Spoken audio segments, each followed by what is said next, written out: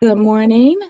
My name is Ebony Davis. I'm the lead consultant with Butler Davis Consulting, and part of our efforts is launching the Resiliency Training Institute, which is to prepare public servants for leadership, developing a trauma-informed mindset, and so that they can empower marginalized communities. Today, we're talking with Jennifer Stifter, am I saying that correct? Yes.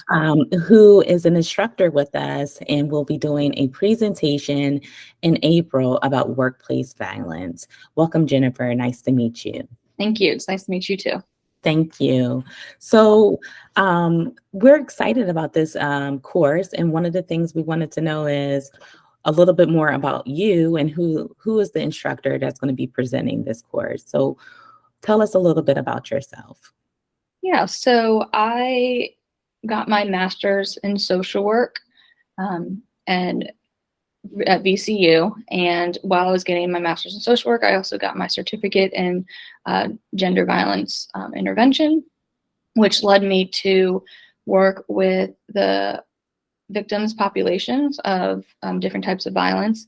I then found myself wanting to work with those victims of domestic violence, sexual assault, human trafficking, and had then gotten first a job at a shelter where I was able to work directly with clients who came in who were leaving an unsafe home or relationship, and then currently working for a hospital where I see patients that come through the ED to then get evaluated by our forensic nurses, being able to provide that service for them and any type of support out in the community. Recently, within the past year, I've developed the workplace violence advocacy program within the hospital, where now I focus more of my advocacy work and support for associates within the hospital that have any type of trauma from violence, either day-to-day that might happen at the workplace, if they have past trauma, and anyone who is just a victim of any type of violence within the hospital, whether it's from patient, another employee, management, whatever it is, we get consulted, and then I work closely with those associates to be able to find them the support and resources that they need. Great. So it sounds like you definitely have a passion for working with survivors of trauma. And so what is the goal that you hope to ultimately accomplish with your education and with all the additional trainings that you have accomplished? So my goal is really to educate the community, and not only the community, but professionals on the trauma that people may endure when they are victims of violence. The survivors go through different, areas of healing, and they heal in their own way. So it's really just providing that education on how to support someone, how to be trauma informed, especially within workplace. I want, associates and managers, anyone who is able to take my training and my course to understand that violence happens within the workplace. People go to work and they want to feel safe. And so I want them just to know that there are ways to make workplace safer, and really just get that education out on being more trauma informed, not only to your clients or patients, but to each other within the workplace. Okay, so it sounds like what type of risk is there for workplace violence? So it depends, but recent studies show that social workers, those nurses, those who work in the hospital, those who are, in the human services industries are at higher risk of workplace violence, mostly from patients or clients that they may encounter. But then you also do have that extra stress and trauma that may come just with the job, being in the hospital day to day or being out in the community.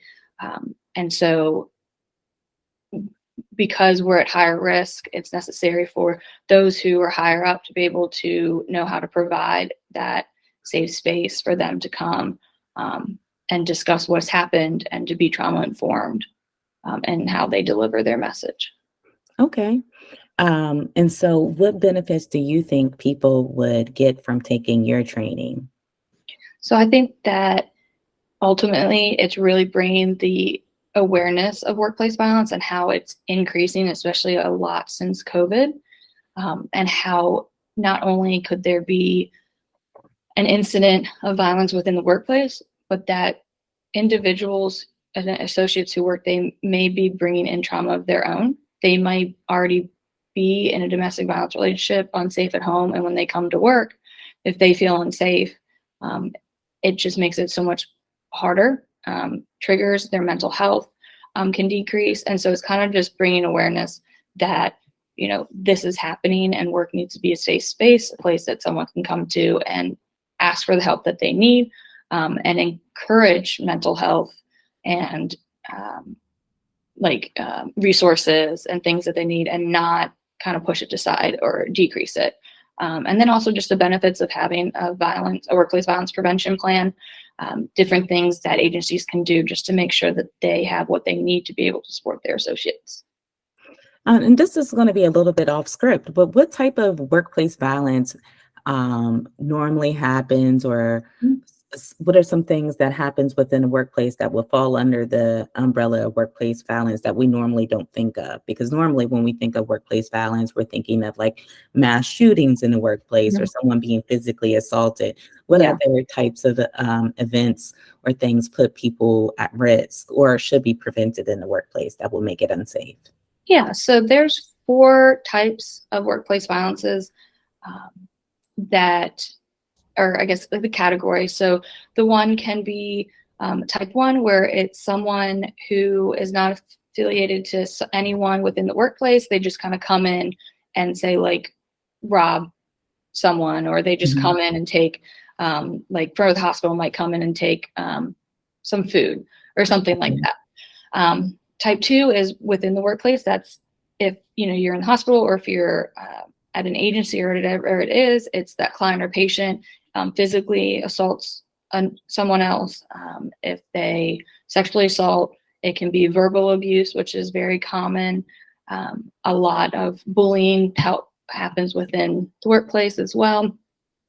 And then you have type 3, which is lateral, which is like coworker on coworker, which is more of the bullying aspect of things, and that harassment, which can be verbal harassment, sexual harassment. And then type 4 is that is the domestic violence. So that's when a partner comes into the workplace to target their partner, and brings that kind of domestic violence aspect, but brings it to work. So those are the 4 different types. Like you said, most of us think of mass shooting or physical assault, but a lot of it is verbal abuse, being demeaning, a lot of even racial slurs that are seen with just different ethnic groups and different racial backgrounds. And then sexual assault also has been a big one, especially within the hospital setting, just because of, there is a higher rate of women nurses, and unfortunately sexual assault is a big aspect of it. Okay, I didn't know that. That's interesting. I would think, with the hospitals having so many nooks and crannies, so many different rooms and different departments, that does give more access to things kind of happening undercover, because, while it's busy, there are rooms that are sometimes unattended. Yeah. That's interesting. And so you talked about the benefits, but are there any benefits in particular that you can think of that is important for Black and Brown people or professionals that come from marginalized communities who would take this training? Yeah, so I definitely think, some benefits is that, there might be some racial stressors at work, whether it's, you're in the hospital and you have a patient that might be racist in some way, or biased in some way that, that you have no control over.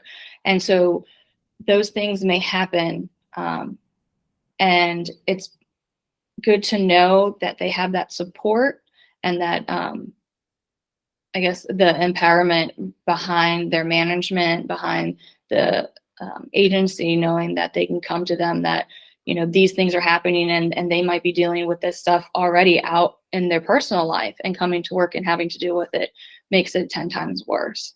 And so having that support and making sure that those who they're working with understand that, like, they might be going through this day to day, they don't need to have this in the workplace either.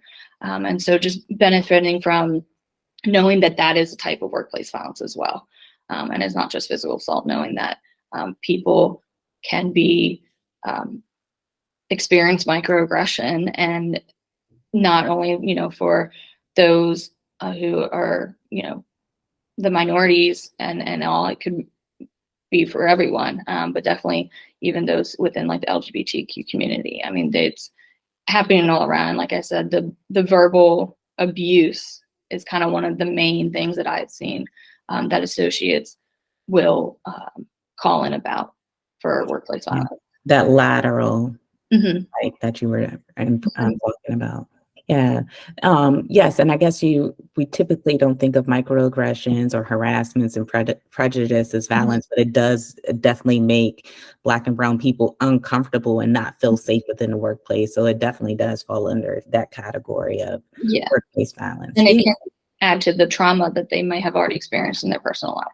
Absolutely. Absolutely. And when you spend more time at work than you do normally with your loved ones, we spend 8 hours a day minimum at work. We sleep 8 hours, and then we probably got another, 8 or 6 hours with our family, depending on your commute. That makes it a large part of your day. It seems like a very important topic. What is something that you would like people to know before they register for your training? I guess just that, this isn't a very common topic, that it's okay if they don't know a lot about workplace violence, or they might have a little bit of knowledge, like you said, that it's physical assault or a mass shooting, but that it is on the rise, especially, like I said, since 2020, since the COVID.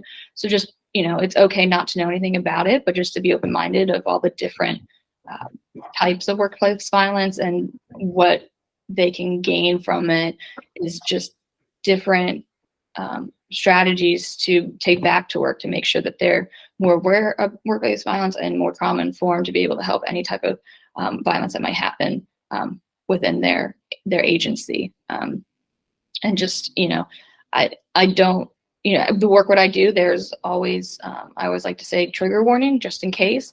I don't anticipate anything like that, but just because being in the social work field, there could be examples or instances that may be triggering to people. But I just really want just to bring that awareness that violence within the workplace is rising, and it's not okay, because people should be able to feel safe at work. Yes, it seems like this workshop will give people the skills, one, to have more awareness of the different types of workplace violence, and then also give them the skills to advocate for themselves when they do notice it happen, and then talk to some type of management around prevention of workplace violence, which is just as important as the intervention to the problem. So thank you so much for your time, Jennifer. It has been a pleasure. We're looking forward to this training. And once you can register on the Resiliency Training Institute's website, which is resiliency-traininginst.com. And we look forward to seeing people there.